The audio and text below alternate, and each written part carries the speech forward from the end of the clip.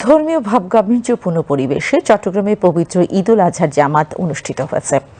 প্রধান ঈদের জামাত অনুষ্ঠিত হয়েছে জামিয়াতুল ফালাহ জাতীয় মসজিদ ময়দানে সকাল 7টায়।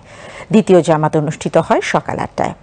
প্রথম জামাতে অংশগ্রহণ করে পার্বত্য চট্টগ্রাম ও ভূমি মন্ত্রণালয়ের প্রতিমন্ত্রী মীর হেলাল উদ্দিন, চট্টগ্রাম সিটি মেয়র ডাক্তার সাদাত হোসেন, সংসদ সদস্য সাইদ আল নোমান, আবু সুফিয়ান সহ বিভিন্ন সামাজিক ও রাজনৈতিক নেতৃবৃন্দ। নামাজ শেষে মুসল্লিরা একে অপরের সঙ্গে কোলাকুলি করে ঈদের শুভেচ্ছা বিনিময় করেন।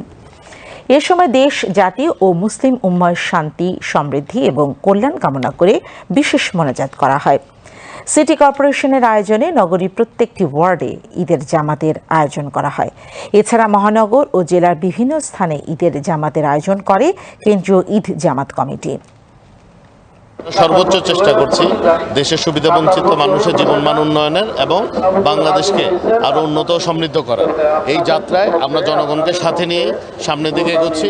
আমাদের মনে পশুত্ব আছে, সেই পশুত্বকে কোরবানি দিয়ে আমরা যদি একটি নির্মোহ সমাজ তৈরি করতে পারি, একটি সাম্যের সমাজ এবং ঐক্যবদ্ধতার মাধ্যমে আমরা যদি এই শহরকে সবার জন্য একটি বাসযোগ্য করতে পারি, ইকো ফ্রেন্ডলি করতে পারি, তাহলেই হবে আমাদের এই ঈদুল আজহার মূল মর্ম।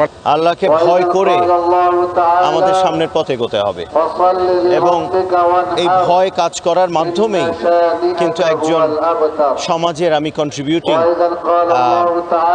জনপ্রতিনিধি হতে পারবো। ওই ভয়টুকু এই ঈদুল আজহায় এবং সে আত্মত্যাগের মহিমা এই ঈদুল আজহায় আমাদেরকে মহিমান্বিত করে।